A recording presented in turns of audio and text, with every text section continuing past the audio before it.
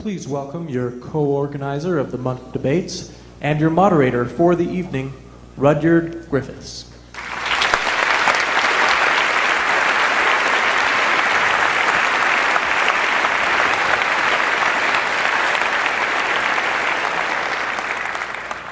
Well, welcome to Toronto, Canada for the Munk debate on religion in association with the BBC and Intelligence Squared. I'm Rudyard Griffiths, and it's my privilege to be your moderator tonight.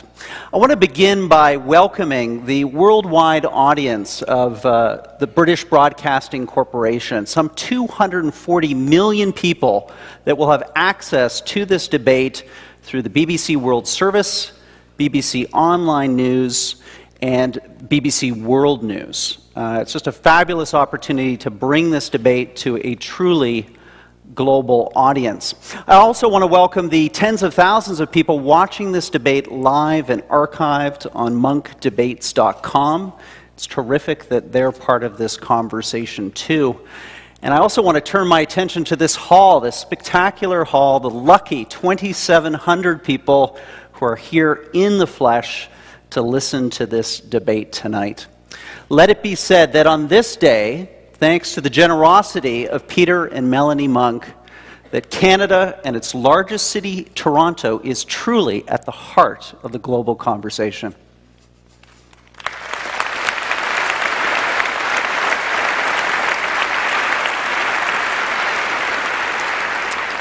Now, the moment we have all been waiting for. We have our motion before us. Be it resolved, religion is a force for good in the world. All we need is our debaters here center stage. Ladies and gentlemen, please welcome Mr. Tony Blair and Mr. Christopher Hitchens.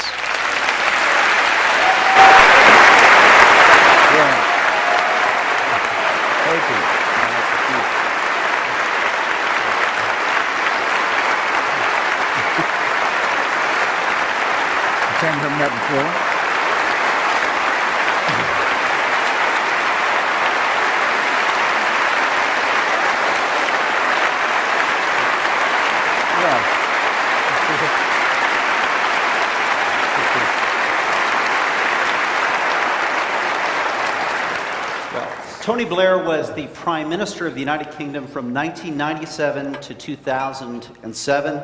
Among his many international roles today, he is the Quartet representative in the Middle East, working with the UN, the US, Russia, and the EU to try to secure a lasting peace in the region.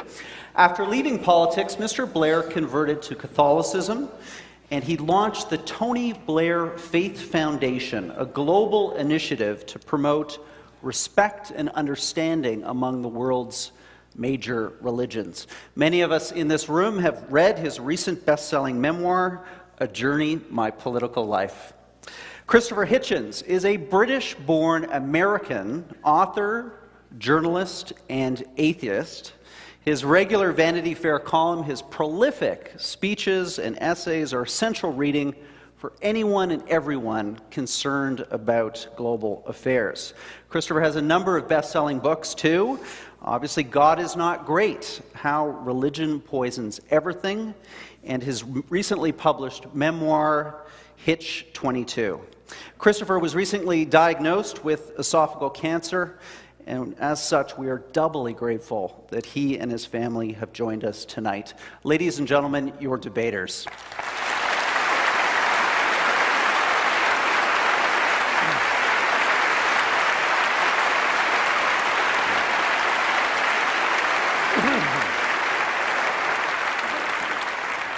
Before getting our debate underway, let me just briefly run down how the next hour and a half will unfold. Each debater has been given 7 minutes for their opening remarks for and against the motion. Next, Mr. Hitchens and Mr. Blair will confront each other head-on, so to speak, through 2 rounds of formal rebuttals. We'll then bring you, the audience, into this debate through written questions. All of you received a written question card. At any time in the debate, fill that out, pass it down the aisle for collection. I'll also be taking some questions from audience members on the stage, some of the younger audience members here. Those questions will be asked directly to Mr. Blair and Mr. Hitchens. We'll also be bringing in our online audience through a series of questions, too. The debate will conclude with short 5-minute closing statements and a second audience vote on the motion. But before I call on our debaters for their opening statements, let's find out how the 2,700 people in this audience voted as they came into the hall. We're going to get those numbers up on the screen now. 22% of you in favor of the motion, 57 opposed, and fully 21% of you undecided. Now, we also, as you know, asked you a second question tonight. We asked you, depending on what you hear during the debate, are you open to changing your vote? Let's have those numbers too, please. Wow. 75% of this audience, 3/4, could change their vote depending what they hear in the next hour and a half. Ladies and gentlemen, we clearly have a debate on our hands. And remember, we will poll the audience again at the end of our proceedings to find out which of these two debaters was able to win by swaying us with the power of their arguments. Well, the time has come for introductory remarks. Christopher Hitchens, as we've agreed, you will begin first with your opening statement. Thank you, ladies and gentlemen. Thank you very much to the Munk family, great philanthropists, for making this possible. 7 minutes, ladies and gentlemen, for the foundational argument between religion and philosophy. It leaves me hardly time to praise my distinguished opponent. In fact, I might have to seize a later chance of doing that. I think 3.5 minutes for metaphysics and 3.5 for the material world won't be excessive. And I have a text. And it is from, because I won't take a religious text from a known extremist or fanatic, it's from Cardinal Newman. Recently, Prime Minister Blair's urging, beatified on his way to canonization, a man whose apologia made many Anglicans reconsider their fealty and made many people join the Roman Catholic Church, and is considered, I think rightly, a great Christian thinker. My text from the Apologia. The Catholic Church, said Newman, holds it better for the sun and moon to drop from heaven, for the earth to fail, and for all the many millions on it to die in extremest agony, than that one soul, I will not say will be lost, but should commit one venial sin, should tell one willful untruth, or should steal one farthing without excuse. You'll have to say it's beautifully phrased, ladies and gentlemen. But to me, and here's my proposition, what we have here, and picked from no mean source, is a distillation of precisely what is twisted and immoral in the faith mentality. Its essential fanaticism, its consideration of the human being as raw material, and its fantasy of purity. Once you assume a creator and a plan, it makes us objects in a cruel experiment whereby we are created sick and commanded to be well. I'll repeat that. Created sick and then ordered to be well. And over us to supervise this is installed a celestial dictatorship, a kind of divine North Korea. Greedy, exigent, I would say more than exigent, greedy for uncritical praise from dawn till dusk, and swift to punish the original sins with which it so tenderly gifted us in the very first place. However, let no one say there's no cure. Salvation is offered. Redemption, indeed, is promised at the low price of the surrender of your critical faculties. Religion, it might be said, must be said, would have to admit, makes extraordinary claims, but though I would maintain that extraordinary claims require extraordinary evidence, rather daringly provides not even ordinary evidence for its extraordinary supernatural claims. Therefore, we might begin by asking, and I'm asking my opponent as well as you when you consider your voting, is it good for the world to appeal to our credulity and not to our skepticism? Is it good for the world to worship a deity that takes sides in wars and human affairs? To appeal to our fear and to our guilt, is it good for the world? To our terror of death, is it good to appeal? To preach guilt and shame about the sexual act and the sexual relationship, is this good for the world? And asking yourself the while, are these really religious responsibilities, as I maintain they are? To terrify children with the image of hell and eternal punishment, not just of themselves, but of their parents and those they love. Perhaps worst of all, to consider women an inferior creation. Is that good for the world? And can you name me a religion that has not done that? To insist that we are created and not evolved in the face of all the evidence. To say that certain books of legend and myth, man-made and primitive, are revealed, not man-made code.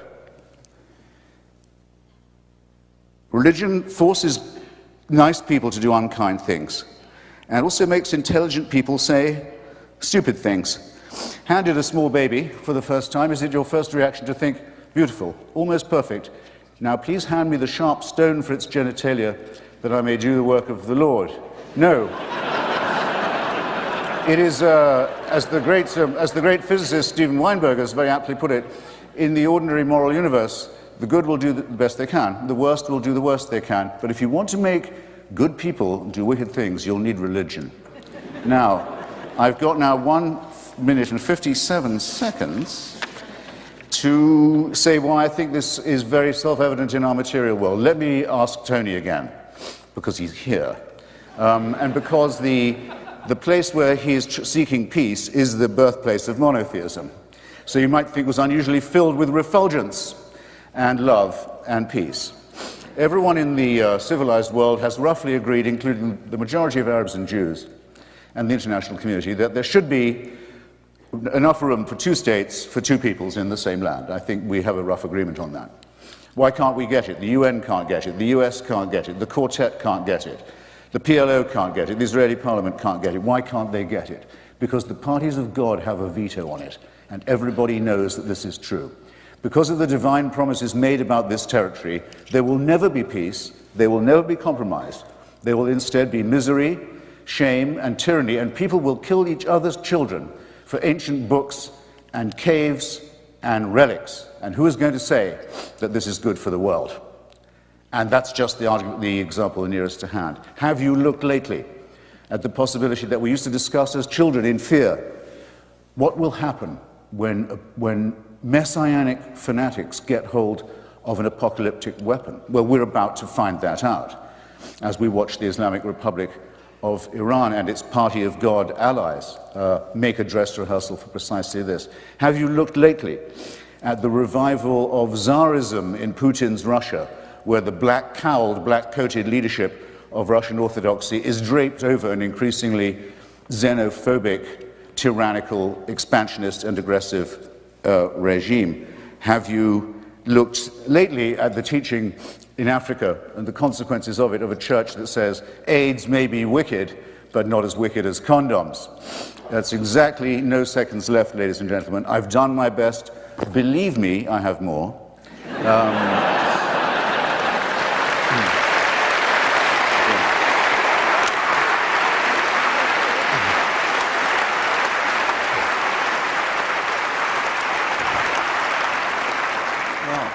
Christopher, thank you for starting our debate. Mr. Blair, your opening remarks, please. Thank you. First of all, let me say it's a real pleasure to be with you all this evening, to be back in Toronto. It's a particular privilege and honor to be with Christopher in this debate. Let me first of all say that I do not regard the leader of North Korea as a religious icon. You will be delighted to know. I'm going to make, it's a biblical number, 7, but I'm going to make 7 points in my 7 minutes. The first is this. It is undoubtedly true that people commit horrific acts of evil in the name of religion. It is also undoubtedly true that people do acts of extraordinary common good inspired by religion. Almost half of healthcare in Africa is delivered by faith-based organizations, saving millions of lives. A quarter of worldwide HIV/AIDS care is provided by Catholic organizations. There is the fantastic work of Muslim and Jewish relief organizations. There are in Canada thousands of religious organizations that care for the mentally ill or disabled or disadvantaged or destitute. And here in Toronto, barely 1.5 miles from here, is a shelter run by Covenant House, a Christian charity for homeless youth in Canada. So the proposition that religion is unadulterated poison is unsustainable. It can be destructive. It can also create a deep well of compassion, and frequently does. And the second is that people are inspired to do such good by what I would say is the true essence of faith, which is, along with doctrine and ritual particular to each faith, a basic belief common to all faiths in serving and loving God through serving and loving your fellow human beings, as witnessed by the life and teaching of Jesus, one of love, selflessness, and sacrifice, the meaning of the Torah. It was Rabbi Hillel who was once famously challenged by someone who said they would convert to religion if he could recite the whole of the Torah standing on one leg. He stood on one leg and said, "Do unto others as you would have them do unto you. That is the Torah. The rest is commentary. Now go and do it." The teaching of Prophet Muhammad, saving one life as if you're saving the whole of humanity. The Hindu searching after selflessness. The Buddhist concepts of karuna, mudita, and metta, which all subjugate selfish desires to care for others, seek insistence specifically on respect for others of another faith. That, in my view, is the true face of faith. And the values derived from this essence offer to many people a benign, positive, and progressive framework by which to live our daily lives, stimulating the impulse to do good, disciplining the propensity to be selfish and bad. And faith, defined in this way, is not simply faith as solace in times of need, though it can be, nor a relic of unthinking tradition, still less a piece of superstition or an explanation of biology. Instead, it answers a profound spiritual yearning, something we feel and sense instinctively. This is a spiritual presence, bigger, more important, more meaningful than just us alone, that has its own power separate from our power, and that even as the world's marvels multiply, makes us kneel in humility, not swagger in pride. And that if faith is seen in this way, science and religion are not incompatible, destined to fight each other until eventually the cool reason of science extinguishes the fanatical flames of religion. Rather, science educates us as to how the physical world is and how it functions, and faith educates us as to the purpose to which such knowledge is put, the values that should guide its use, and the limits of what science and technology can do, not to make our lives materially richer, but rather richer in spirit. And so, imagine indeed a world without religious faith. Not just no place of worship, no prayer, no scripture, but no men or women who, because of their faith, dedicating their lives to others, showing forgiveness where otherwise they wouldn't, believing through their faith that even the weakest and most powerless have rights, and they have a duty to defend them. And yes, I agree, in a world without religion, the religious fanatics may be gone. But I ask you, would fanaticism be gone? And then realize that such an imagined vision of a world without religion is not in fact new. The 20th century was a century scarred by visions that had precisely that imagining in their vision and at their heart, and gave us Hitler and Stalin and Pol Pot. In this vision, obedience to the will of God was for the weak. It was the will of man that should dominate. So, I do not deny for a moment that religion can be a force for evil. But I claim that where it is based essentially on a perversion of faith. And I assert that at least religion can also be a force for good. And where it is, that it's true to what I believe is the essence of faith. And I say that a world without religious faith would be spiritually, morally, and emotionally diminished. So I know very well that you can point, and quite rightly Christopher does, to examples of where people have used religion to do things that are terrible and that have made the world a worse place. But I ask you not to judge all people of religious faith by those people any more than we would judge politics by bad politicians. Or, indeed, journalists by bad journalists. The question is, along with all the things that are wrong with religion, is there also something within it that helps the world to be better and people to do good? And I would submit there is. Thank you.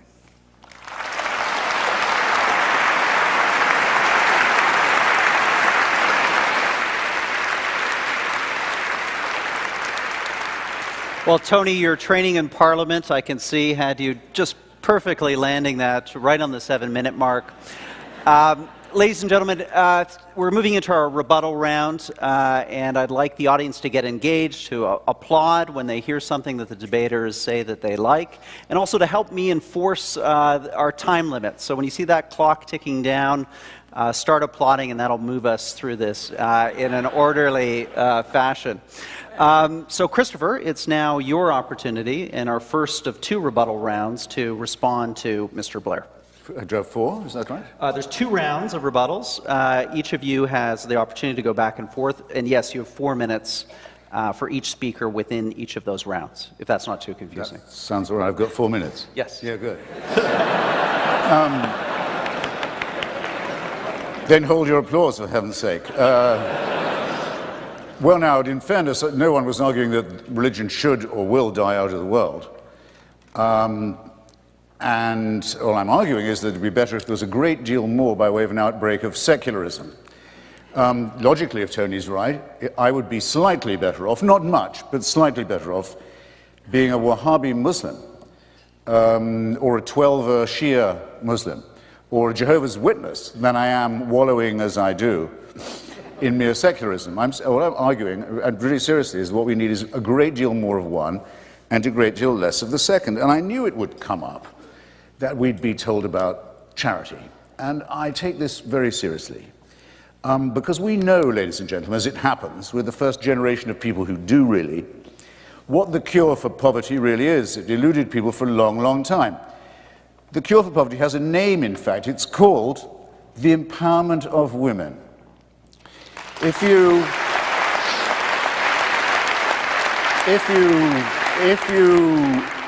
you give women some control over the rate at which they reproduce, if you give them some say, take them off the animal cycle of reproduction to which nature and some doctrine, religious doctrine, condemns them, and then if you'll throw in a handful of seeds perhaps and some credit, the floor of everything in that village, not just poverty, but education, health and optimism will increase. It doesn't matter, try it in Bangladesh, try it in Bolivia. It works all the time. Name me one religion that stands for that, or ever has. Wherever you look in the world and you try to remove the shackles of ignorance and disease and stupidity from women, it is invariably the clerisy that stands in the way. Or in the case of...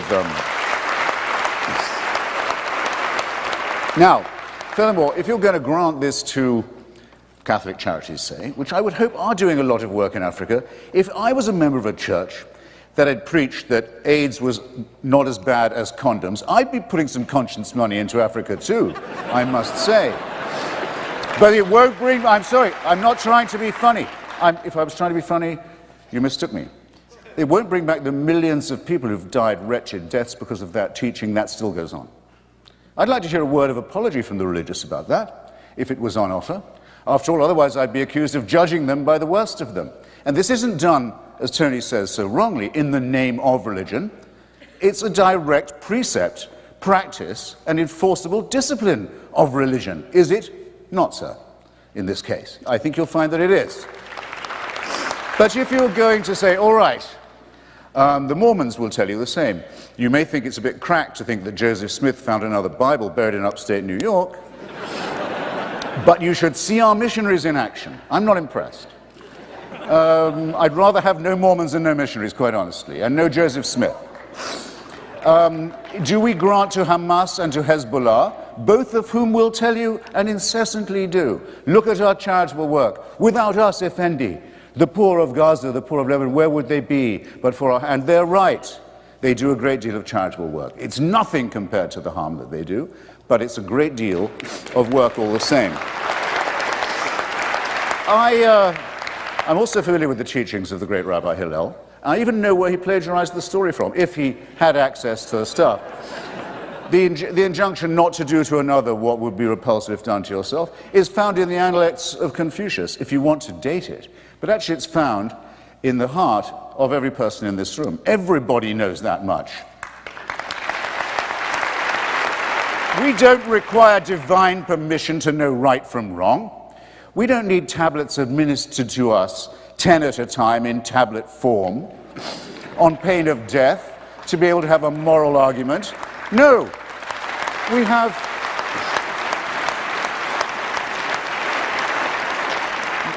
have the reasoning and the moral suasion of Socrates and of our own abilities. We don't need dictatorship to give us right from wrong, and that's my lot. Thank you.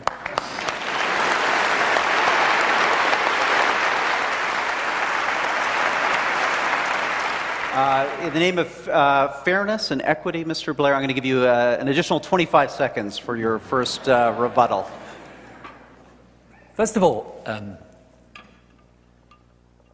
I don't think we should think that because you can point to examples of prejudice in the name of religion, that bigotry and prejudice and wrongdoing are wholly owned subsidiaries of religion.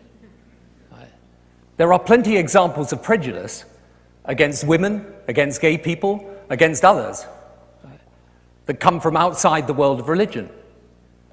And the claim that I make is not that everything the church has done in Africa is right, but let me tell you one thing it did do, and it did it whilst I was Prime Minister of the UK. The churches together formed a campaign for the cancellation of debt. They came together, they succeeded, and the first beneficiaries of the cancellation of debt were young girls going to school in Africa because for the first time they had free primary education. So I agree that not everything the church or the religious communities have done around the world is right, but I do say, at least accept, that there are people doing great work day in, day out, who genuinely are not prejudiced or bigoted, but are working with people who are afflicted by famine and disease and poverty, and they are doing it inspired by their faith. And of course it's the case that not everybody... Of course it's the case that you do not have to be a person of faith in order to do good work. I've never claimed that. I would never claim that. You know, I know lots of people, many, many people, who are people not of faith at all, but who do fantastic and decent work for their communities and for the world. My claim is just very simple. There are nonetheless people who are inspired by their faith to do good. I mean, I think of people I met some time ago in South Africa, nuns who were looking after children that were born with HIV/AIDS. Now, these are people who are working and living alongside and caring for people inspired by their faith. Is it possible for them to have done that without their religious faith? Of course. It's possible for them to have done it. But the fact is, that's what motivated them. So what I say to you is, at least look, what we shouldn't do is end up in a situation where we say, right, we've got 6 hospices here and 1 suicide bomber there, and how does it all equalize out? That's not a very productive way of arguing this. And actually, I thought one of the most interesting things that Christopher said is that we're not going to drive religion out of the world. And that's true, we're not. And actually, I think for people of faith to have debates with those who are secularists is actually good and right and healthy, and it's what we should be doing. But,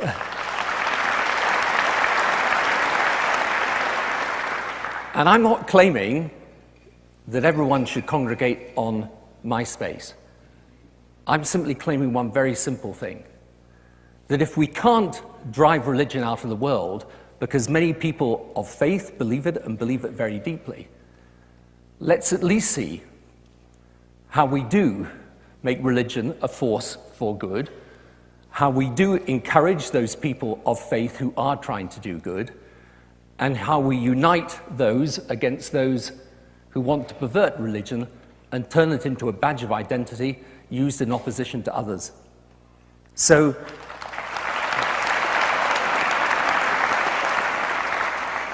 I would simply finish by saying this.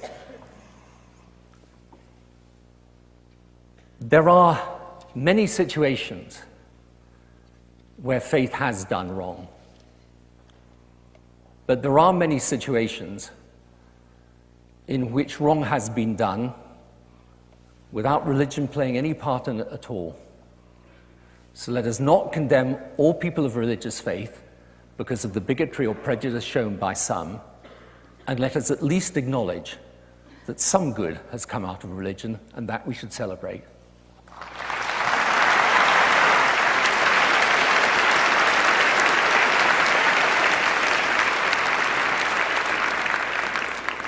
Christopher, your second rebuttal, please. I have a second one. You have a second? Oh, my God. It's an amazing test of audience tolerance. Well, all right. Well, how splendidly you notice we progress, ladies and gentlemen. Now it's, okay, some religious people are sort of all right. I think I seem to be bargaining one of the greatest statesmen of the recent past down a bit. Not necessarily opposed to that. Just to finish on the charity point, I once did a lot of work with a man called Sebastião Salgado. Some of you will know him, great man, great photographer. He was the UNICEF ambassador on polio questions. I went to Calcutta with him, elsewhere. Nearly got rid of polio, nearly made it join smallpox as a disease, a thing of the past, a filthy memory, except for so many religious groups in Bengal and elsewhere, Afghanistan, West Africa, so on, telling their children, don't go and take the drops. It's a conspiracy, it's against God, it's against God's design. By the way, that argument isn't terribly new.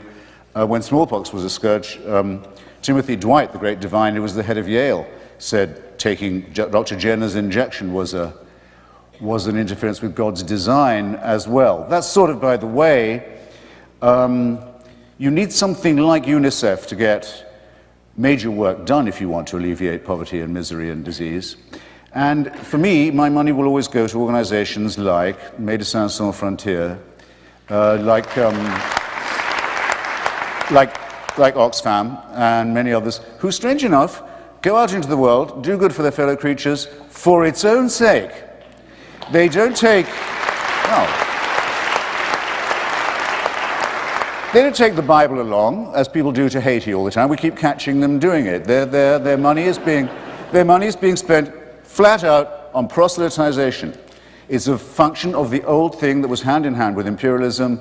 It's the missionary tradition. They can call it charity if they will, but it doesn't stand a second look.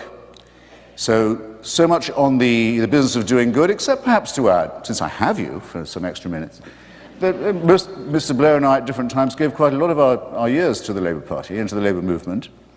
And if the promise of religion was true, had been true, right up until the late 19th century in, say, Britain or North America or Canada, that good works are what's required and should be enough, and those who give charity should be honoured, those who receive it should be grateful. Two rather revolting ideas in one, I have to say. There would be no need for human and social and political action. We could rely on being innately good, which we know we can't rely upon, and which I never suggested that we could, or should. So, now now I'm intrigued now. So religion could be a good thing after all. Sometimes we think. It's now the proposition. What would a religion have to do to get that far? Well, I think it would have to give up all supernatural claims. It would have to say,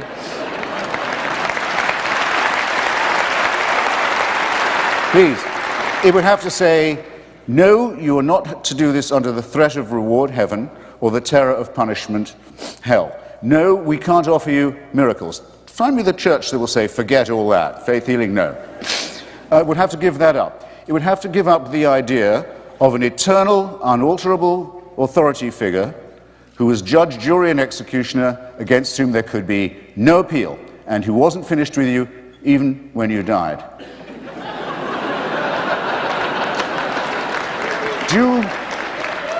That's quite a lot for religion to give up, don't you think?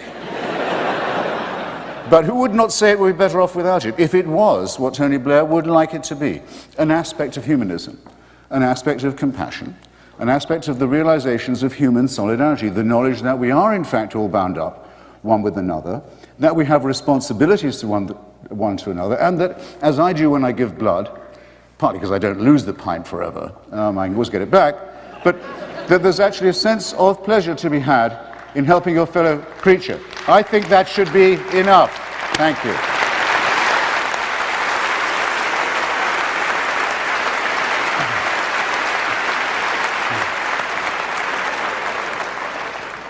Tony, it must feel like the House of Commons all over again. I don't know, so far they're a little politer, actually. Your final rebuttal, please. Yeah. It all depends, I guess, what your experience of religious people is. I mean, my experience of the people I was with last week in Africa that include deeply religious people is not actually that they're doing what they're doing because of heaven and hell. They're doing it for love of their fellow human beings. And that's, I think, something very fine. What's more, that they believe and that this love of their fellow human beings is bound up with their faith. So it's not something, yes, of course, it is absolutely true. They might decide to do this irrespective of the fact that they have religious faith, but their faith, they feel, is an impulse to do that good. And, I don't recognize the description of the work that they do in what Christopher said. In Sierra Leone, where I was, you have Christians and Muslims working together to deliver health care in that country. That's religion playing a positive role. They're working across the faith divide and doing it because they, again, believe that their faith impels them to do that. When we look back in history, yes, of course, you can see plenty of examples of where religion has played a negative role. You can see great examples, for example, in the abolition of slavery, where religious reformers joined with secular reformers in order to bring about the abolition of slavery. And let's get away from this idea that religion created poverty. There are bad things that have happened in the world outside of religion, right? And when you look at the 20th century, and you see the great scars of political ideology around views that had absolutely dramatically at their heart fascism, the communism of Stalin. Absolutely at their heart was the eradication of religion. Then what I would say to you is, get rid of religion, but you're not going to get rid of fanaticism, and you're not going to get rid of the wrong in the world. So the question is,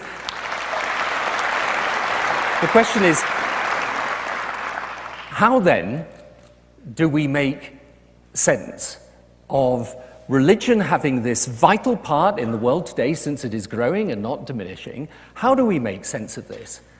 And this is where, yes, there is an obligation on the people of faith to try and join across the faith divide with those of other faiths. That's the reason for my foundation.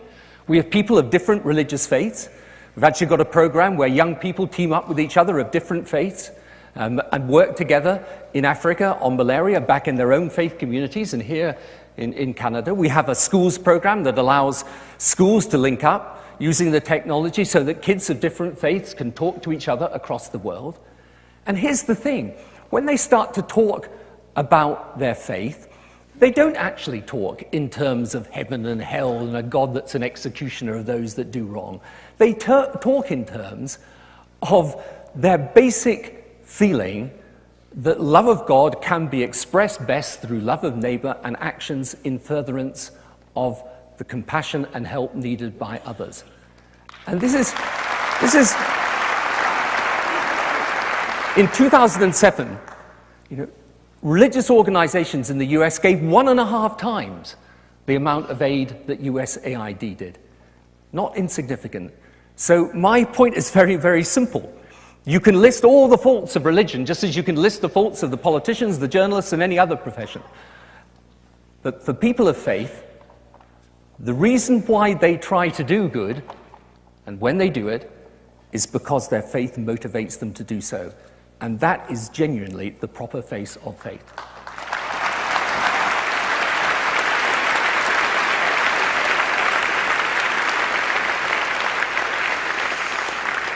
Well, gentlemen, thank you for a terrific start to this debate. The time has now come to involve you, the audience here at Roy Thompson Hall. Those written questions have been coming in, and some have been passed on to me and our folks in the control room. Also, we're going to bring on our online audience through questions that have been debated on our discussion boards, and I'm going to take some live questions from some younger audience members here on the stage. And in that regard, Christopher, we're going to start with a question from you. It's a young woman right here who would like to address you personally. Tell the audience your name and your question, please. Hi, my name is Megha Wadwani. Just hold on a sec. We're going to get this microphone working. Okay. Is this microphone working? Try again. Hello? You got it. Okay. My name is Megha Wadwani. I'm a recent graduate from the University of Toronto. And my question is actually in regards to globalization. This century, globalization will bring together, as never before, nations and peoples divided by wealth, geography, politics, and race. So my question is, instead of fearing faith, why not embrace the shared values of the world's major religions as a way of uniting humankind? Great question. Christopher? Yeah. Well, unity out of faith? Or disunity? Perfectly good question, but seemed to be phrased as a call for common humanism. I mean, I didn't hear anyone say, wouldn't it be better if everyone at least joined some church or other? Not a bit of it. I mean, common humanism is, I think, not made particularly easier by the practice of religion, and I'll tell you why. There's something about religion that is, very often at any rate, and in its original monotheistic Judaistic form, actually is ab initio an expression of exclusivism. This is our God. This is the God who's made a covenant with our tribe. You find it all over the place. It isn't always as sectarian as fundamentalist Judaism was, and sometimes still is, but it's not unknown. I mean, it's always struck me as slightly absurd to be a special church for English people, though I can sort of see the point. It strikes me as positively sinister that Pope Benedict should want to restore the Catholic Church to the claim it used to make, which is that it is the one true church, and that all other forms of Christianity are, as he still puts it, defective and inadequate. How this helps to build your future world of cooperation and understanding is not known to me. If you tell me in the Balkans what your religion is, I can tell you what your nationality is. You're not a Catholic. You know less about Loyola than I do, but I know you're a Croat, and I know you're a Croat nationalist.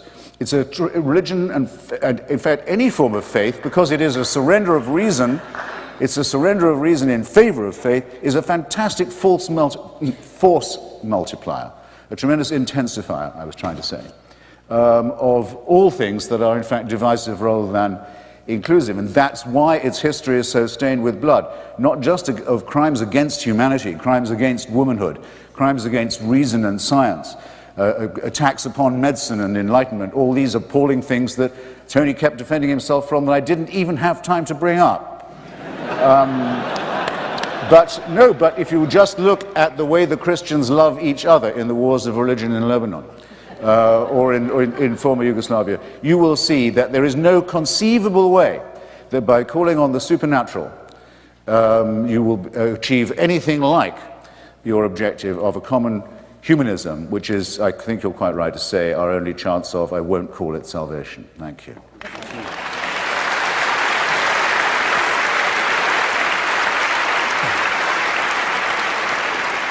Now, Tony, what I'd like you to do, there's another question on the stage. Someone, in a sense, has the inverse question for you, and it'd be a great opportunity for you to respond to Hitchens at the same time. So let me go to Emily Padden, a Trudeau scholar at Oxford University, who has a question for you, Mr. Blair. Thank you very much. My research is in armed conflict in sub-Saharan Africa, and so the question I'd like to ask you, Mr. Blair, if I may, is how do you argue that religion is a force for good in the world when the same faiths that bind peoples and groups also deepen divisions and exacerbate conflict? Great question. To which my answer is that they can do, and there are very many examples of that. But there are also examples, let me give you one from the Northern Ireland peace process, where in the end, actually, people from Protestant Catholic churches got together, and actually the religious leaders of those two churches tried to bring about a situation where people reached out across the faith divide. And so what I would say to you is that this exclusivism is not, this type of excluding other people because they're different. Let's just nail the myth that this is solely the prerogative of religion. I'm afraid this happens in many, many different walks of life. It's not what true religion is about. True religion is not about excluding somebody because they're different. True religion is actually about embracing someone who is different. That is why, in every major religion, this concept of love of neighbor, and Christopher's absolutely right. Confucius did indeed say exactly something similar to Rabbi Hillel. Of course, Jesus said, love your neighbor as yourself. If you look at Hinduism, Buddhism, the religion of Islam, after the death of the Prophet Muhammad, Islam was actually at the forefront of science, was at the forefront of introducing proper rights for women for the first time in that part of the world. So the point is this, and this is really where the debate comes to. Christopher says, well, humanism is enough. And what I say to that is, but for some people of faith, it isn't enough. They actually believe that there is indeed a different and higher power simply than humanity. And that is not about them thinking of heaven and hell in some sort of old-fashioned sense of trying to terrorize people into submission to religion. They actually think of it as about how you fulfill your purpose as a human being in the service of others.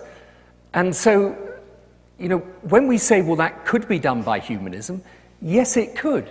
But the fact is, for many people, it's driven by faith. And so, yes, it's true, you can find examples of where religion has deepened the divide in countries in sub-Saharan Africa. You can also find examples of where religion has tried to overcome those divides by preaching what is the true message of religion, which is one of human compassion and love. Hitchens, let's have you come back on that, because not just Northern Ireland, but Iraq, a war that you supported, religion played an important role, arguably, in the success of putting together post-invasion Iraq. I only think we should do this because the two questions were in effect the same and both very well phrased.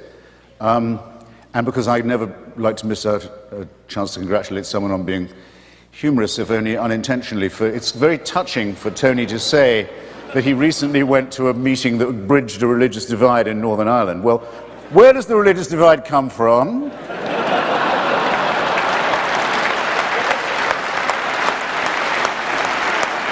400 years and more, 400 years more in my own country of birth, of people killing each other's children, depending on what kind of Christian they were, and sending each other's children in rhetoric to hell, and making Northern Ireland the place the most remarkable in Northern Europe for unemployment, for ignorance, for poverty, and for, I would say, stupidity too. And for them now to say, maybe we might consider breaching this gap, well, I should bloody well think so. But I don't see how. If they'd listened to the atheist community in Northern Ireland, which is a real thing, and if they'd listened to the secular movement in Northern Ireland, which is a real thing, and I know many people who've suffered dreadfully from membership in it, not excluding being pulled out of a car by a man in a balaclava and asked, are you Catholic or Protestant? He said, I'm Jewish atheist, actually. He said, what are you, a Protestant Jewish atheist or a Catholic? You laugh. You laugh, but it's not so funny. when the party of God has a gun in your ear at the same time. And that was in Britain, and still is to some extent, until recently. Rwanda. Do I say that there would be no quarrel between Hutu and Tutsi, people in Rwanda? Belgian colonialism, I think, made it worse, probably, but there are no doubt innate ethnic differences, or there felt to be in Rwanda. But the fact of the matter is, Rwanda is the most Christian country in Africa. In fact, by one account, that's to say numbers of people in relation to numbers of churches, it's the most Christian country in the world. And the Hutu power genocide, at any rate, was preached from the pulpits, actually the pulpits of the Catholic Church, as many of the people we are still looking for, wanted in that genocide, are hiding in the Vatican, along with a number of other people who should be given up to international justice, by the way. Quite a number of people. So, since Tony seems to like religious people best when they're largely non-practicing, but just basically faithful, I'll grant him that much. I say that it's not entirely the fault of religion that this happened in Rwanda, but when it's preached from the pulpit, as it was in Northern Ireland and in Rwanda, it does tend to make it very, very much worse. Thank you.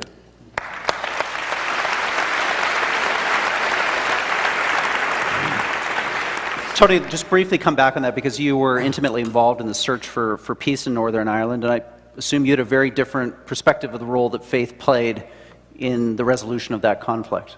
Yeah, and I work now, do work in Rwanda. Look, first of all, I think it really would be bizarre to say that the conflict in Rwanda was a result of the Catholic Church. I mean, Rwanda is a perfect indicator of what I'm saying, which is you can put aside religion and still have the most terrible things happen. I mean, this was the worst genocide since the Holocaust. It was committed on a tribal basis. Yes, it's true, there were members of the Catholic Church who behaved badly in that context of Rwanda. There were also, by the way, members of the Catholic Church and others of religious denomination who stood up and protected and died alongside people in Rwanda. So, you know, and as for Northern Ireland, yes, of course, Protestant and Catholic, absolutely right, but you couldn't ignore the politics of the situation in Northern Ireland. It was to do with the relationship between Britain and Ireland going back over many, many centuries. So my point is very simple.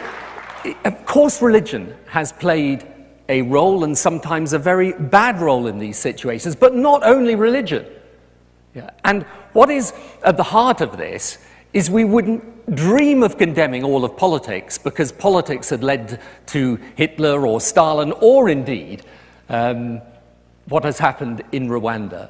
So let us not condemn the whole of religion, or say that religion, when you look at it as a whole, is a force for bad, because there are examples of where religion has had that impact. And so I think actually Rwanda and Northern Ireland are classic examples, even the Middle East peace process. I mean, yes, I agree you can look at all the religious issues there, but let's not ignore the political issues either. And frankly, at the moment, the reason, and I can tell you this from first-hand experience, the reason we don't have an agreement at the moment between Palestinians and Israelis is not to do with the religious leaders on either side, right? It's a lot more to do with the political leaders, so it's my branch that has to take the blame for that. And therefore, what I would say is, I actually think that yes, of course, a lot of these conflicts have religious roots. I actually think it's possible for religious leaders to play a positive part in trying to resolve those. But in the end, it's for politics and religion to try and work out a way in which religion, in a world of globalization that is pushing people together, can play a positive rather than negative role. And if we concentrated on that, rather than trying to drive religion out, which is futile, but concentrate instead on how we actually get people of different faiths working together, learning from each other and living with each other, I think it would be a more productive mission. Thank you. Okay, let's... question. We like the applauding, so please continue that throughout the debate. Let's take a written question. My producers are telling me that we have a written question. We'll get that on the screen. And Christopher, this is for you to start with. Interesting one. America is both one of the most religious countries in the world and also one of the most democratic and pluralistic, both now and arguably through much of its history. How do you explain that seeming paradox? Relatively simply, the United States has uniquely a constitution that forbids the government to take sides in any religious matter, or to sponsor the church, or to adopt any form of faith itself. As a result of which, anyone who wants to practice their religion in America has to do it as a volunteer. It's what de Tocqueville wrote about so well in his Democracy in America, ever since Thomas Jefferson wrote to the Baptists of Danbury, Connecticut, during his tenure as president, saying, you'll be familiar with the phrase, I'm sure, rest assured, because they'd written to him out of their fear of persecution in Connecticut, rest assured that there will ever be a wall of separation between the church and the state in this country. And the maintenance of that wall, which people like me have to defend every day against those who want garbage taught in schools and pseudoscience in the name of Christ, and other atrocities. The maintenance of that wall is the guarantee of the democracy. By the way, for a bonus, can anyone tell me who the Baptists of Danbury, Connecticut thought was persecuting them? The Congregationalists of Danbury, Connecticut. Well done. Also, that argues, by the way, for the existence of a very small but real fan base of mine somewhere in this hall. Yes, now, it doesn't seem to matter very much now, but it mattered then. Give those Congregationalists enough power, as they did have in Connecticut, and just you see how unfurry they look compared to how docile they behave now we've disciplined them. Thank you.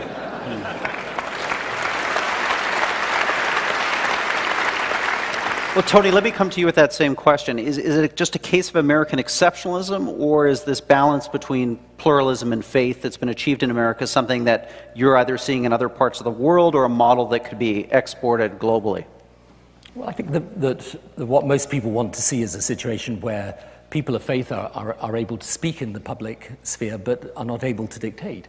And that is a reasonable balance, and I think that most people would accept. But I think, again, what I would say about examples of where you get religious people that are fanatical in the views that they want to press on others, fanaticism is not, as I say, it's not a wholly owned subsidiary of religion, I'm afraid. It can happen outside of religion too.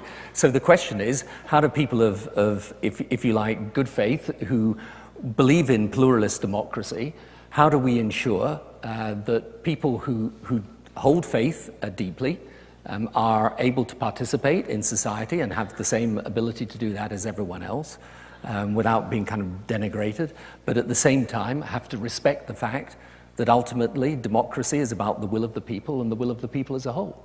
So I think that most people can get that balance right, and we are very lucky actually in our countries, because we are in a situation where people of different faiths are free to practice their faith as they like, and that is, in my view, an absolutely fundamental part of democracy, and it's something that people of religious faith have to be very clear about and stand up and do. And one of the reasons why, for me, I think it's actually important for people of religious faith to have people like Christopher challenge us and say, okay, this is how we see religion. Now you get out there and tell us how it's different, and where it isn't different, how you're going to make it so. And I think that's a positive and good thing. All I ask for is that where people of faith are speaking in the public sphere, then people accept that we have a right to do that, and that sometimes we do that actually because we believe in the things that we're saying, and we're not trying to subvert or change democracy. On the contrary, we simply want to be part of it, and our voice is a voice that has a right to be heard alongside the voice of others. Well, I see Christopher writing furiously, so I'm going to ask him to come back on that point. Well, I hadn't anything specially to add there. I think I'd rather give another person a chance for a question. Okay. Well, it's a question that was debated for you, Christopher, on monkdebates.com in the lead-up to this evening. on our discussion board, many people saying that religion provides a sense of community. In modern societies where immersed in a consumer culture, more often than not living alongside fellow citizens who are more maybe self-directed than other-directed.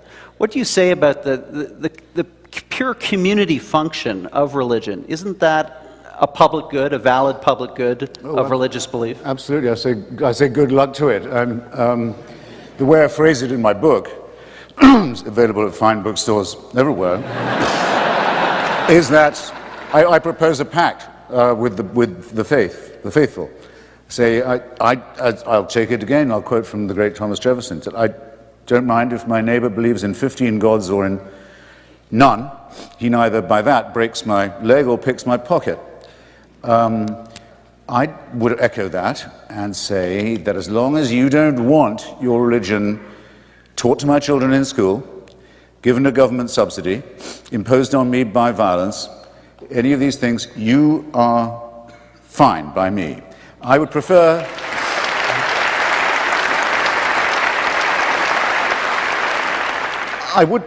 not even to know what it is that you do in that church of yours. In fact, if you force it on my attention, I will consider it a breach of that pact. Have your own bloody Christmas, and so on. Do your slaughtering, if possible, in an abattoir, and don't mutilate the genitals of your children. Because then I'm afraid it gets within the ambit of law. All right, so don't you think that's reasonably pluralistic and communitarian of me? I think it is. Why is it a vain hope on my part? Why is that? Has this pact ever been honored by the other side? Of course not. And it's a mystery to me, and I'll share it with you. If I believed that there was a savior who'd been appointed or sent by, or a prophet, appointed or sent by a God who bore me in mind and loved me and wanted the best for me, if I believed that, and that I possessed the means of grace and the hope of glory, to phrase it like that, I think I might be happy. They say it's the way to happiness. Why doesn't it make them happy? Well, don't you think it's a perfectly decent question? Why doesn't it? Because they won't be happy till you believe it too. And why is that? Because that's what their holy books tell them. Now, I'm sorry, it's enough with saying in the name of religion. Do these texts say that until every knee bows at the name of Jesus and so on, there will be no happiness? Of course it is what they say. It isn't just a private belief. It is rather, and I think always has been, and it's why I'm here, actually a threat to the idea of a peaceable community. And very often, as now, and frequently, a very palpable one. So I think that's the underlying energy that powers the friendly disagreement between Tony and myself.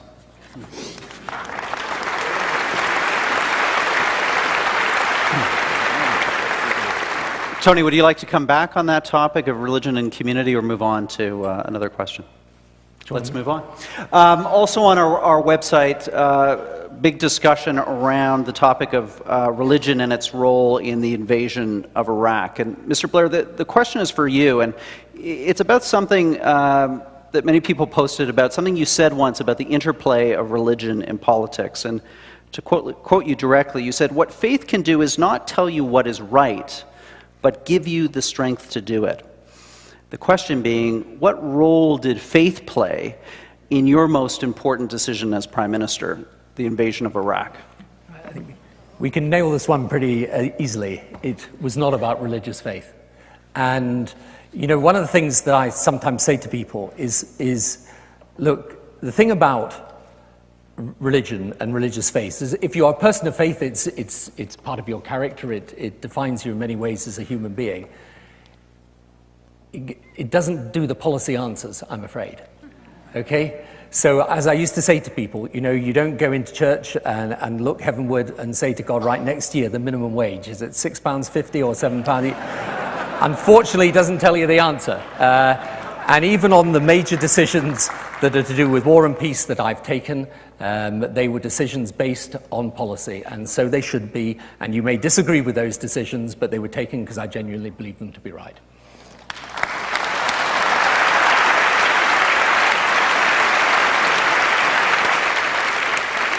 So, Christopher, the natural follow-on question to you is, how did you square the circle, or maybe you didn't, between your support for the Iraq War and, let's say, the current then-President, George W. Bush, and his very public evocation of faith in terms of his rhetoric around the invasion? Well, I don't remember. In fact, I don't think you can point out to me any moment where George Bush said he was under divine order or had any divine warrant for the intervention in Iraq. In fact, I'm perfectly certain that he might not have minded at some points giving that impression, but he wanted to give that impression about everything that he did. George Bush is someone who, as with his immediate predecessor, after various experiments in faith, ended up in his wife's church, most comfortable place for him to be. She's after all is the one who said to him, "If you take another drink, you scumbag, I'm leaving and taking the kids," which is his way of saying he found Jesus and gave up the bottle. We know this. We know this to be true. Now, like a good Methodist, I was in Methodist school for many years myself. Like a good Methodist, George Bush says the following: "I've done all I can with this argument and with this conflict. From now on, all is in God's hands." That's quite different, I think. Would have made him a perfectly good Muslim, as a matter of fact. Combination of fatalism with a slightly sinister feeling of being chosen. Anyway.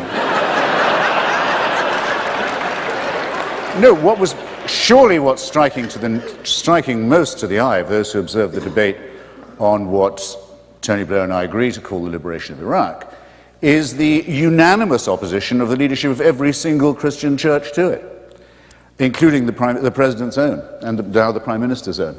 The Methodist Church in the United States adamantly opposed, the Vatican adamantly opposed, as it had been to the liberation of Kuwait in 1991.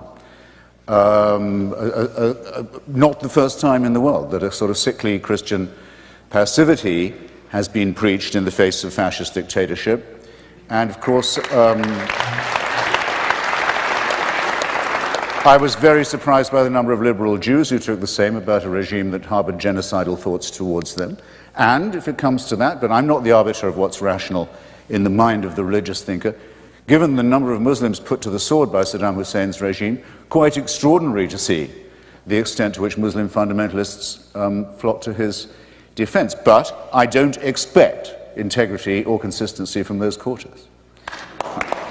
But those of us who worked with people, with Iraqi intellectuals like Kanan Makia, with the Kurdish leadership, the secular left opposition of the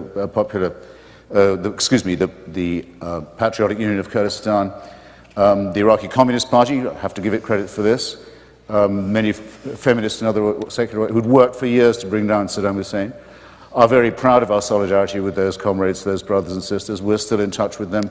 We have nothing to apologize for. It's those who would have kept a cannibal and a Caligula and a professional sadist in power who have the explaining to do. Thank you.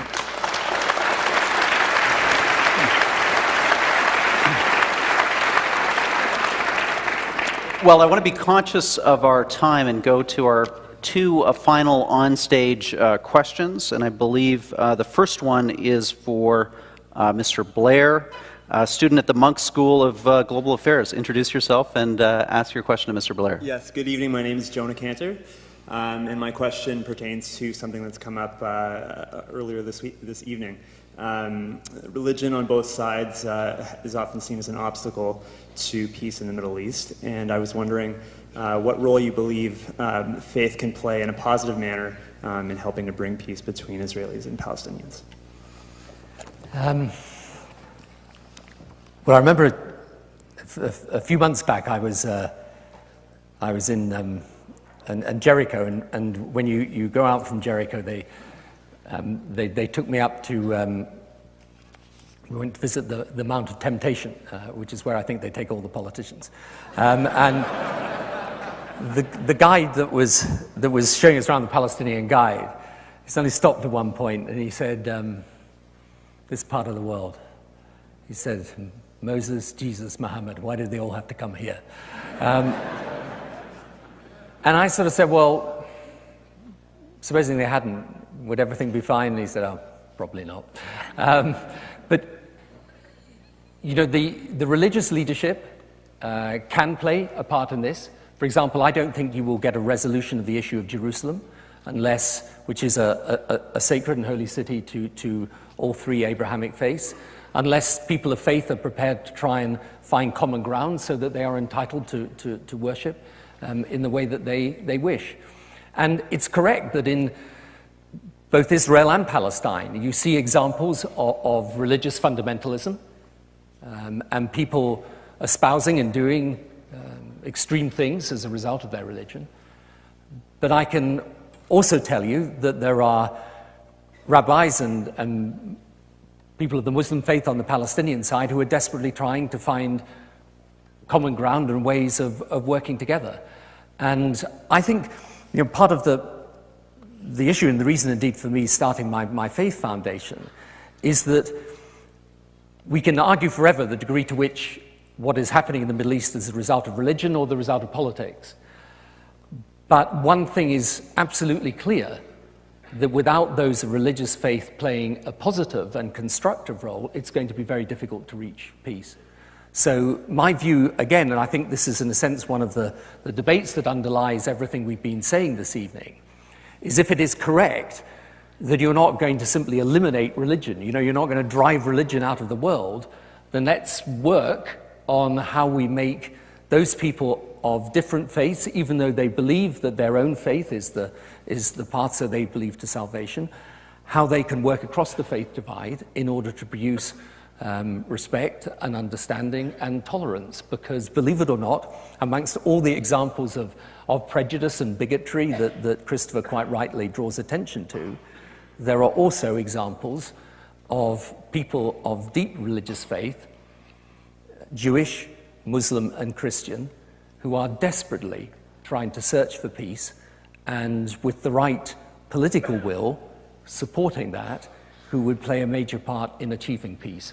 So I agree, a religion has to one degree created these problems, but actually people of different religious faiths working together can also be an important part of resolving these problems. And that's what we should do, and it's what we can do. And in respect of Jerusalem, it is absolutely imperative that we do.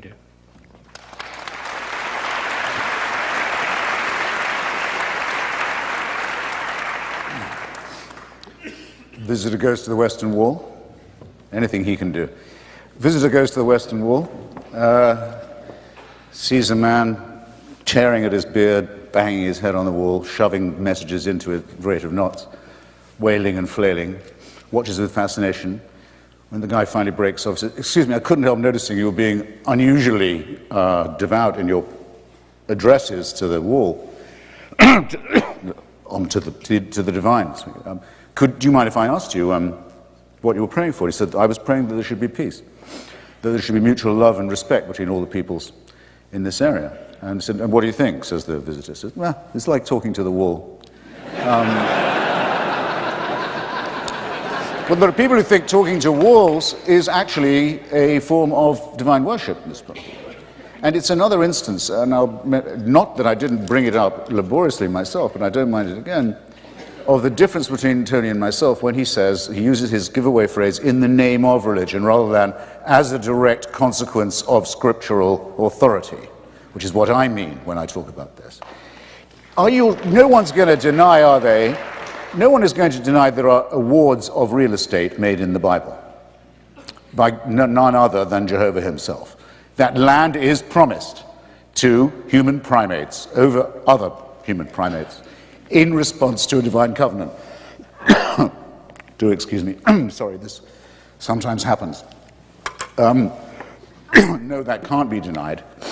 When David Ben-Gurion was prime minister of what he still called a secular state, he called in Yigal Yadin and Finkelstein and the other Israeli archaeologists, professional guys, and said, "Go out into the desert and dig up the title deeds to our state You'll find our legitimate. That was the instruction to the Department of Archaeology. They went, after they conquered Sinai and West Bank, they went even further afield, looking for some evidence Moses had ever been there. They didn't find any because there never has been and there never will be any. But you cannot say that the foundational cause, casus belli in this region, the idea that God intervenes in real estate and territorial disputes, isn't inscribed in the text itself.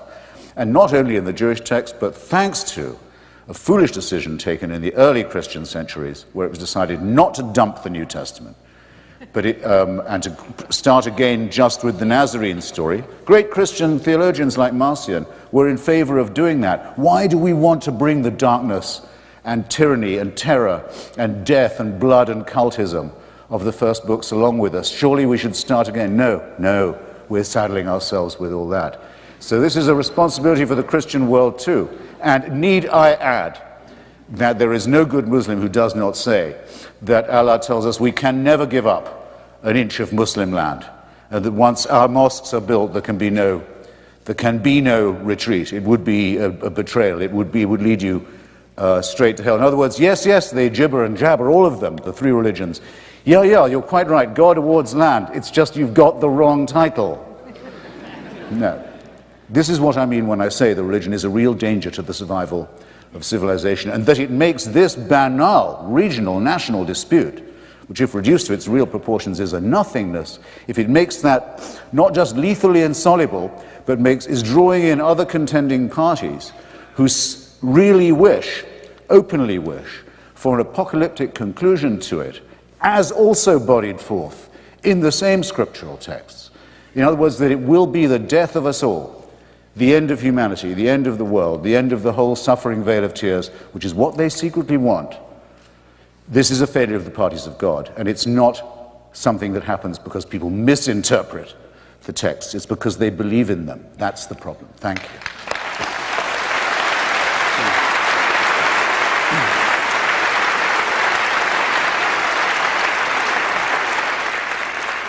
Tony, would you like a quick rejoinder, or can I move on to our final question for this session? Whichever you like. Well, great. We have I think, the perfect final question. And it's from another student at the Munk School for Global Affairs, Dana Wagner. Where are you, Dana? Here you are. A big part of this issue is our inability to stand in another's shoes with an open mind to understand a different worldview. In this regard, can each of you tell us which of your opponent's arguments is the most convincing? Thank you.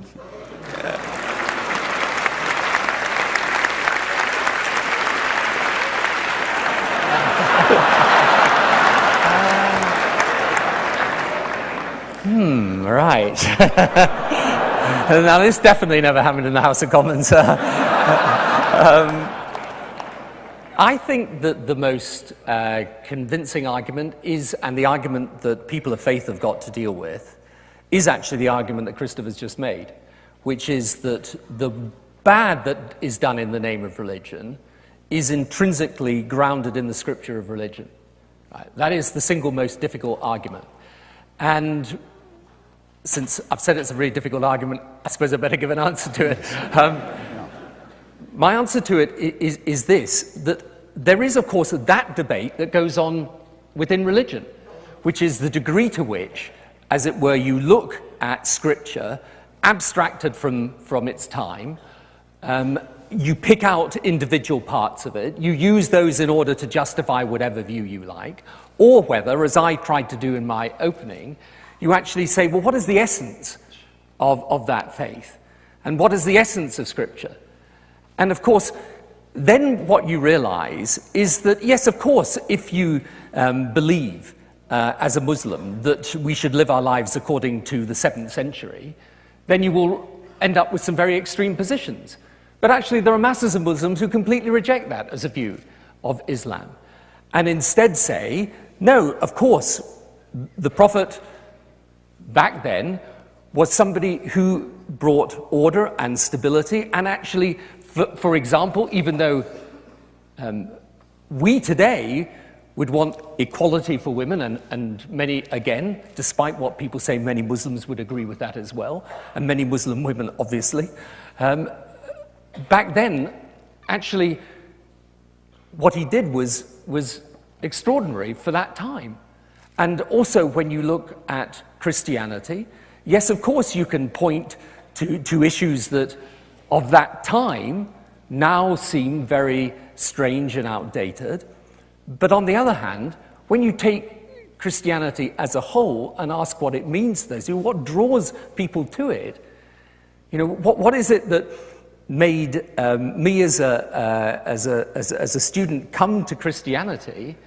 It wasn't to do with some of the things that Christopher's just been describing, and I understand there are those traditions within religion. I understand that. I accept that. I see how people look at certain parts of Scripture and draw those conclusions from it, but it's not what it means to me. It's not the essence of it. The essence of it is, through the life of Jesus Christ, is a life of love and selflessness and sacrifice, and that's what it means to me. And so I think the most difficult thing for people of faith is to be able to explain Scripture in a way that makes sense to people in the modern world. And one of the things that we have actually begun recently is a dialogue called The Common Word, which is about Muslims and Christians trying to come together and through Scripture find a common basis of cooperation and mutual respect. So, yes, it is a difficult argument. That is the most difficult argument. I agree. But I also think there is an answer to it. And I think one of the values, actually, of having a debate like this, and in a sense having someone making that point as powerfully as Christopher has made it, is that it does force people of faith to recognize that we have to deal with this argument, to take it on, and to make sure that not just in what we are trying to do, but in how we interpret our faith, we are making sure that what I describe as the essence of faith, which is serving God through the love of others, is indeed reflected not just in what we do, but in the doctrines and the practice of our religion.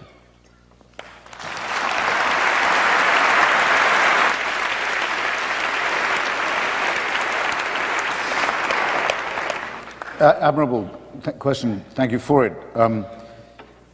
The remark Tony made that I most agreed with this evening, I'll just hope that doesn't sound too minimal, was when he said that if religion was to disappear, things would by no means, as it were, automatically be okay. I mean, he phrased it better than that. But it would be what I regard as a necessary condition, would certainly not be a sufficient one. And anyway, religion won't disappear. I just think the hold of it on people's minds can be substantially broken and domesticated. He's quite right about that, of course. I hope I didn't seem at any point to have argued to the contrary. I come before you, after all, as a materialist. If we give up religion, we discover what actually we know already, whether we're religious or not, which is that we are somewhat imperfectly evolved primates on a very small planet in a very unimportant suburb of a solar system that is itself a negligible part of a very rapidly expanding and blowing apart cosmic phenomenon. These conclusions, to me, are a great deal more awe-inspiring than what's contained in any burning bush or horse that flies overnight to Jerusalem or any other of that. It's a great deal more awe-inspiring, as is any look through the Hubble telescope at what our real nature and future really is. So he was quite right to say that, and I would have been entirely wrong if I'd implied otherwise. I think I could say a couple of things for religion myself, would in fact. First is what I call the apotropaic. We all have it, the desire not to be found claiming all the credit. A certain kind of modesty, you could almost say humility. People will therefore say they'll thank God when something happens that they are grateful for, or there's no need to make this a religious thing. The Greeks had the concept of hubris as something to be avoided and criticized.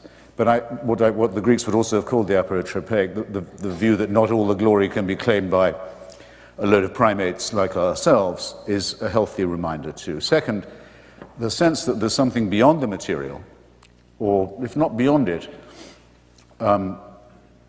not entirely consistent materially with it is, I think, a very important matter. What you could call the numinous, or the transcendent, or at its best, I suppose, the ecstatic. I wouldn't trust anyone in this hall who didn't know what I was talking about.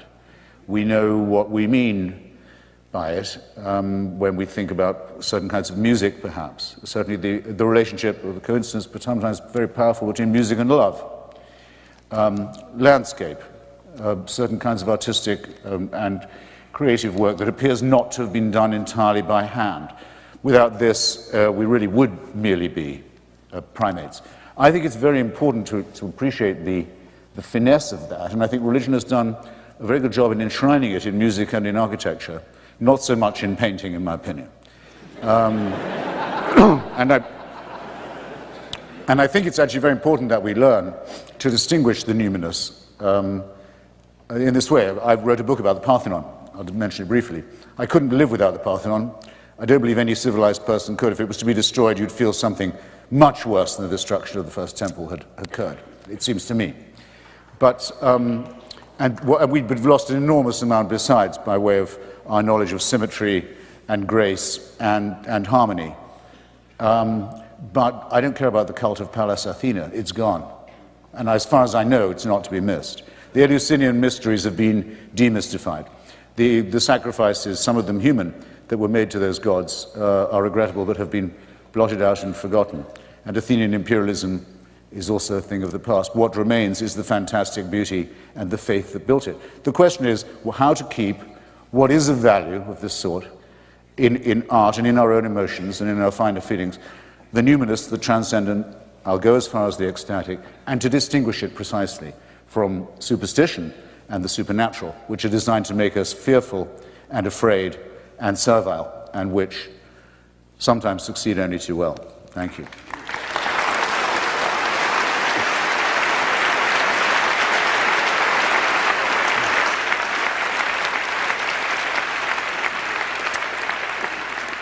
Well, it's now time for the final act in our debate, closing statements. We'll do that in the reverse order of our opening remarks. So, Christopher, I'm going to call on you again to speak.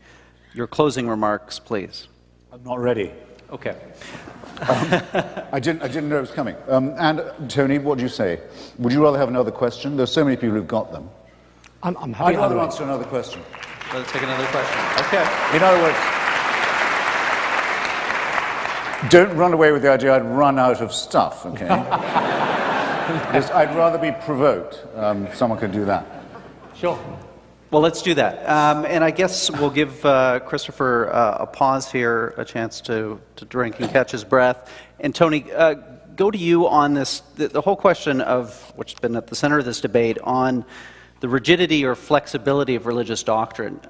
Your church, the Catholic Church, has just made a reversal of sorts on its policy around the use of condoms, allowed explicitly and only for the prevention of HIV/AIDS infection. Is that a positive? Is that an expression of flexibility, or a critique of the decades of rigidity before this reversal? Well, I welcome it. But you know, I mean, I'm one of the, I think, billion lay Catholics. So I don't, and I think many Catholics have different views on a whole range of issues upon which there is teaching by the Church. I just wanted to pick up something, if I might, that Christopher said, because I thought his discussion of the transcendent was very interesting, actually. I mean, for those of us of religious faith, we acknowledge and believe that there is a power higher and separate from human power. And in a way, what Christopher is saying is, well, I can't accept that, but I do accept there is something transcendent in the human experience, and something numinous, something even ecstatic. You see, for me, the belief in a higher power and the fact that we should be obedient to the will of that power, not simply our own will, I don't regard that as putting me in a position of civility, is not the word I would use. I would use the word obligation. And, you know, it is of course absolutely true that when I can point to any of the acts that I say are inspired by religious faith, you can say, well, they could easily have been inspired by humanism. But I think that for those of us that are of faith and do believe that there is something actually more than simply the human power, this does give you, I think, a humility. It's not all that can give you a humility, but it does. I think, and I have witnessed this myself, I remember, actually again to refer to Northern Ireland, when I met some of the people who were the relatives of those who died in the Omagh bombing, which came actually after the Good Friday Agreement and was the worst terrorist attack in the history of Northern Ireland. And I went to visit the relatives of the victims, and I remember a man saying to me that who had lost his loved one in the bombing, saying to me, you know, I have prayed about this, and I want you to know that this terrible act should make you all the more determined to reach peace and to not stop your quest for peace. And it is completely true that, of course, he could have come to such an extraordinary, and I would say transcendent view of forgiveness and compassion without religious faith. But it was what led him to that. And so I think you can't ignore the fact that for many of us, actually religious faith is what shapes us in this direction, and not because we are servile or base our religious faith on superstition or contrary to reason, indeed, which is why I've never seen a contradiction between Darwin and being someone of religious faith. But we do genuinely believe that it impels us in a way that is different and more imperative, in a sense, than anything else in our lives. And, you know, in a way we wouldn't be being true to ourselves unless we admitted that. So that doesn't mean to say that someone who is of no religious faith couldn't be just as good a person, and that is, I do not claim for an instant that anybody who is of religious faith is in some way a superior or better person than someone who isn't. But I do say that religion can and does, in the lives of millions, actually hundreds of millions, in fact billions of people, does give them an impulse to be better people than otherwise they would be. I would ask for your closing statement. 5 minutes for your closing statement each. Yep. So now on to our closing statements. Christopher, you will begin. Okay. You have 5 minutes on the clock. I think a way I might do it, actually, is by commenting on what Tony just said, because he succeeded in doing what I had hoped I might get him to do earlier, which is to allow me to drive him back onto the territory of metaphysics, with which I began, because we did need to transcend that, and thus to get beyond questions like, well, are religious people good, are they bad, and other things that are very important. Does religion make them behave better or worse, and so forth. I'll give you, and I'll challenge Tony on an example.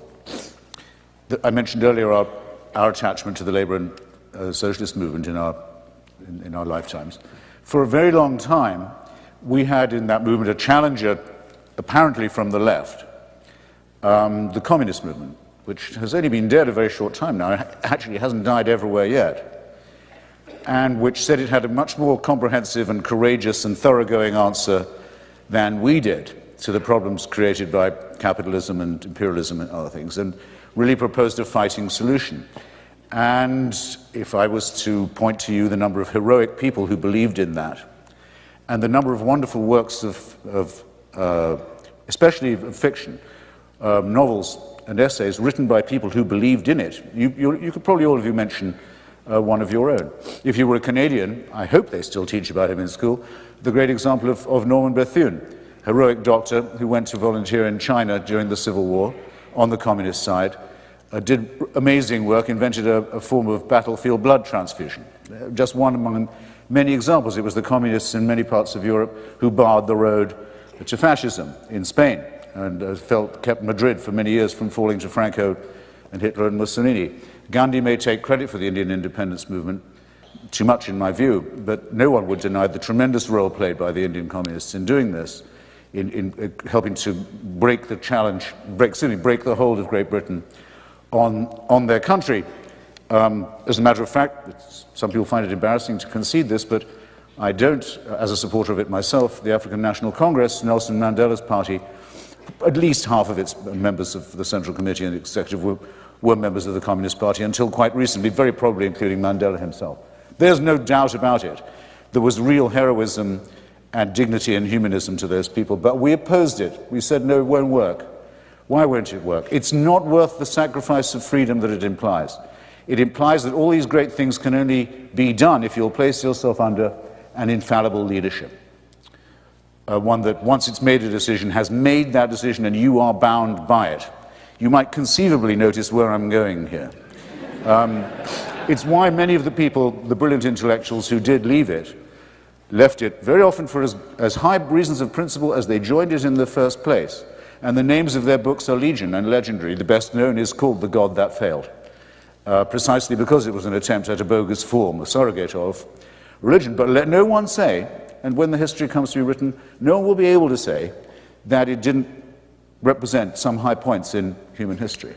But I repeat, it wasn't worth it at the sacrifice of mental and intellectual and moral freedom. And that was the purpose of my original set of questions on the metaphysical side.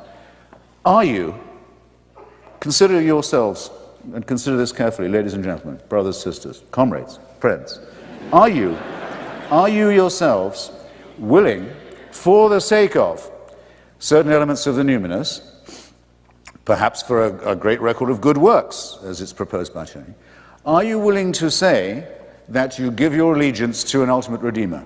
Because you're not really religious if you don't believe that there is a divine supervision involved. You don't have to believe it intervenes all the time. If you don't believe that, you're already halfway out the door. You don't need me. But are you willing to pay the price of a permanent supervisor? Are you willing to pay the price of believing in things that are supernatural? Miracles, afterlives, angels. Are you willing to admit, perhaps this most of all, are you willing to admit that human beings can be the interpreter of this divine figure? Because a religion means that you will have to follow someone who is your religious leader. You can't, try as you may, follow Jesus of Nazareth. It can't be done. You can try and do it, it can't be done.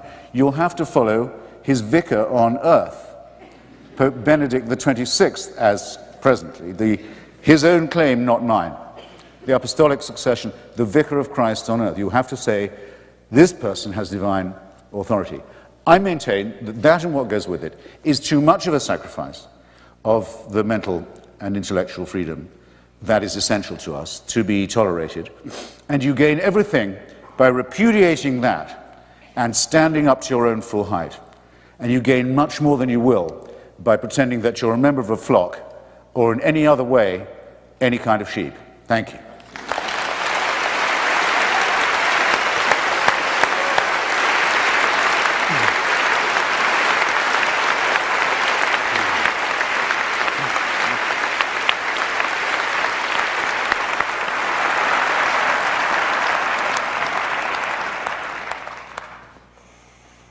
I was just, when Christopher was talking there about times in the Labour Party together, I was just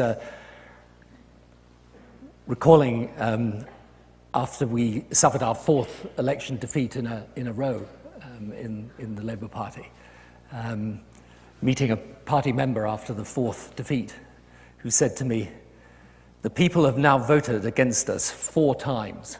What is wrong with them?"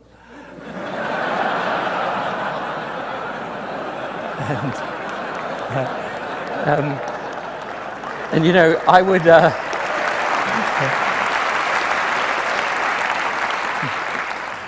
I would say that actually the example of communism shows that those that want to suppress freedom, those who have a fanatical view of the way the world should work, those are not confined to the sphere of religious faith, I'm afraid.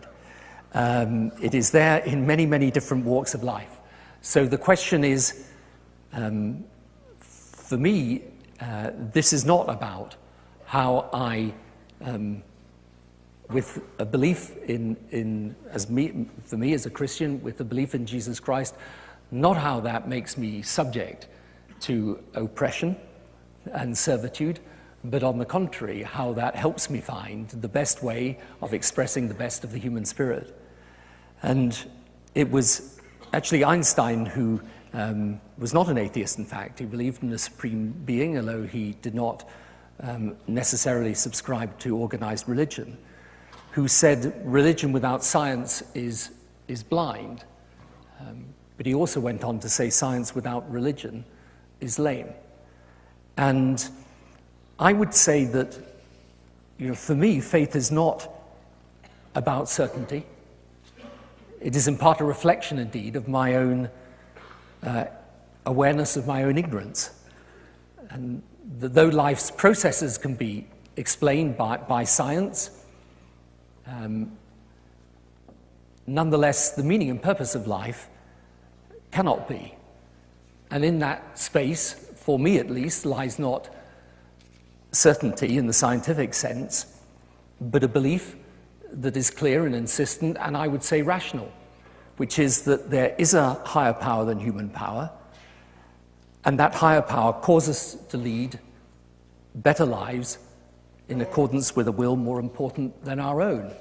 Not in order that we should be imprisoned by that superior will, but on the contrary, so that we can discipline and use our own will in furtherance of the things that represent the best in human beings and the best in humanity. So I think this debate this evening has been a fascinating and I think deeply important debate about probably the single most important issue of the 21st century. I actually don't think the 21st century will be about fundamentalist political ideology. I accept it could be about fundamentalist religious or cultural ideology. And the way that we avoid that is for those people of faith actually to be prepared to stand up and to debate those people who are of none. And for those people who believe in a world of peaceful coexistence, where people do cooperate together, recognize that there are people with deeply held religious convictions and that those convictions impel them to be part of that world of peaceful coexistence, even though it is true. There are those who, in the name of religion, and indeed, as a consequence of religion, will sometimes do things that are horrific, bad, evil, and in my view, totally contrary to the true meaning of faith. So I don't stand before you tonight and say that those of us of religious faith have always done right, since that is plainly wrong. But I do say that throughout human history, there have been examples of people inspired by faith that have actually, rather than contributed to the suppression of humanity, contributed to its liberation, spiritually, emotionally, and even materially. And it is those people that I stand up for here with you tonight. Thank you.